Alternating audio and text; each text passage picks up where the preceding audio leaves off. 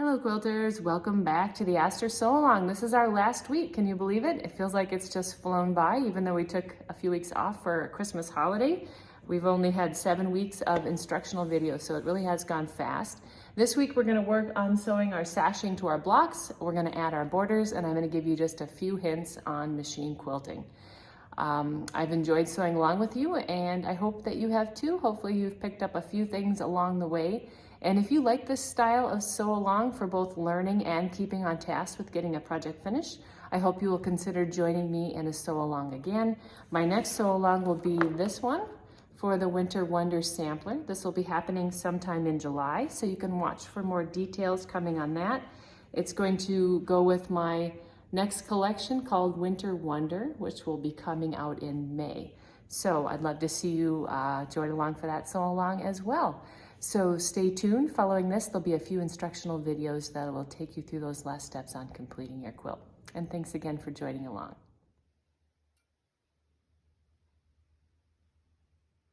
Hello everyone, and welcome back to our Aster Sew Along. We are on the final week, so this is pretty exciting. We have all of our blocks sewn together, and now we are ready to sash and border. And I'm going to start out by taking a piece of sashing, and I know from the layout of this quilt that I can just go ahead and sew one sashing piece to one side of the block. So go ahead and take your sashing, lay right sides together, and sew to the same, or sew to one side of the block. And then after this, we'll lay them out on rows on the floor or the design wall and work on sewing the blocks into rows. So before you can sew your sashing strips to one side of your block, you're going to need to cut those. So I wanted to pop in quick and share a couple of hints for how I cut. So I did not fold my fabric with the selvages on top of each other like you normally would, 44 inches across, because we need a piece cut from the sashing that's 15 inches. So I just folded this over one layer, so there's enough that I can get one 15-inch long sashing piece, and I'm going to cut a whole bunch of those out of here. And then you can turn and cut a few more lengthwise from here so that you're a little bit more efficient on your fabric. So that's what that cutting diagram means. But like I said, I just folded mine up. So this part is folded on top of here so I could cut two pieces at once and make that go a little quicker. And I didn't worry about fussy cutting this here. If the print would have been bigger, I probably would have centered this on here like this. But because it's small enough, I don't think it's very noticeable if those aren't centered. They'll just be all random throughout the quilt. So you can go ahead and cut and then go to the machine and sew the strip onto your block. So I am at the machine right now, and I'm sewing that one sashing strip to the side of my block, and just wanted to share a hint with you. I like to keep my block facing up and my sashing to the bottom. That way, as I'm sewing, I'm able to see all of these points along the edge and make sure that I'm not cutting them off when I'm sewing. It also ensures that I don't get any of my seams flipped the wrong way. And also, if the edge of your block isn't perfectly straight, you know, sometimes you get a little bit of wavering in the piecing, you can go by the straight edge of the sashing underneath. So, and of course I'd line that up better, but I'm doing this one-handed here. So as I'm sewing, I can see all of those things happening. So that's just easier for me. The only time I make an exception to that is if, say, for whatever reason, my block was a little bit large and I was trying to ease it in to fit the sashing. Just say you had one block that ended up being, you know, 15 1/8 or 15 1/16 inches long. Then I would put the bigger piece in to the bottom when I'm sewing, and then it would be easier to work that in and ease it in as you're sewing. But typically I find it easiest just to keep the block to the top and the sashing to the bottom. So as you can see, I've got my quilt blocks all laid out where I want them to go, and I've sewn sashing to one side of my block, and that way I can just lay them all out together, and then I'll just pin these together and bring them to the machine and sew them into rows. I know some people have methods for stacking to get everything nicely into place, and I find that I never sit down and do all the sewing at once, and then they end up getting messed up. So I prefer just to pin the rows together so I know that they're exactly in the right place. And then you can add one more piece of sashing at the end, and then you can also sew your strips here with your sashing and the little posts. I have to cut those yet, but then they'll go in between those rows.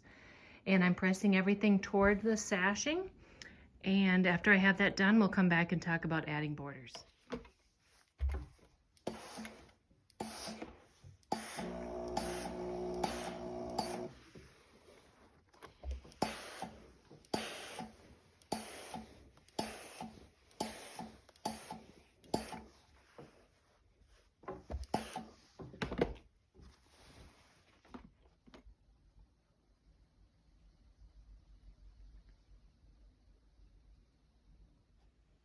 All right, we are to the very last step. I have my quilt center sewn together and I'm ready to add the borders, and as you can see, I've got my tape measure measuring through the middle of my own quilt to find out what length I should be cutting the borders. There are sizes listed in the pattern, but of course you want to verify those by measuring your own quilt in several places to see what that number is. And then I've taken all the border strips there and I've sewn them together end to end. And I'm going to cut off 2 lengths at the measurement that I came up with for this way, and also to the sides of the quilt first. And then I'll do the same thing for the top and the bottom. And then we are done with the quilt top. I'm also thinking about the backing that I'm going to piece together and how I'm going to machine quilt it. So in the next video, I will do some demos or just showing you a little bit about how I'm going to finish my quilt. Okay, lastly, I just want to share a few of the things that I did on this quilt for machine quilting motifs. Now I quilted mine on a long arm, and I know some of you will be hiring this done. Some of you may try it on a long arm, some of you may try it on a domestic machine. But I thought I'd just walk you through a few of the things that I did on the quilt. As you can see here, I've just stippled in the background so that makes the rest of the block pop out. I've done a little bit of echoing along this part of the block and a little like tulip motif in here. In the sashing, I've done kind of a leaf design where I've gone from leaf to leaf, and the border I just did a loop design. I figured with that busy floral nothing was going to show, so I didn't put in too much effort into the border. I did want to show you how I go about auditioning my quilting designs. So what I have here is a piece of clear plastic template, and I've outlined it in blue painter's tape so that I can easily see where the edges of it are on my quilt. So when I'm trying to figure out what design I want to have on the quilt, I will put this plastic over the quilt and I will audition or draw the design that I want to do. So in this case, if I was thinking about doing this tulip, I would practice it first on this template plastic. And then I can see if I like how that looks or not. You can even go so far as to add several designs together, like so, and that way you can tell if you're going to like it or not. I initially had done a feather motif on this block. Let's see, let's move this to here. Something like this. And then after I got it done, I thought it was too hard to keep even, and I could feel that when I was trying to draw it, that it just didn't look right. So I ended up not doing that one and sticking with this tulip one. I can also show you how this little sashing design is done here. Let's see, I'm trying to hold the camera and draw at the same time so you can see what I'm doing. It's just a simple little leaf where you just go from one leaf to the next, like so. Very, very easy to do. So if you're not very experienced with machine quilting, you could easily try that design. So that's all I have to share on machine quilting. Like I said, this one's pretty basic. If you are quilting on a domestic machine, I would encourage you to check out my highlights page on my Instagram. Under the highlights, I give a tip for machine quilting with your domestic machine where you turn the machine sideways so it's a little bit more like a long arm, and it really frees up a lot of space to do your patterns. It's a tip that I teach at every class I do, and it's really helpful for people. So I hope you will check that out. And that wraps up our sew along. Thanks again for joining along, and make sure to post pictures of your project using the hashtag Aster SAL for Aster Sew Along so that I can see your progress.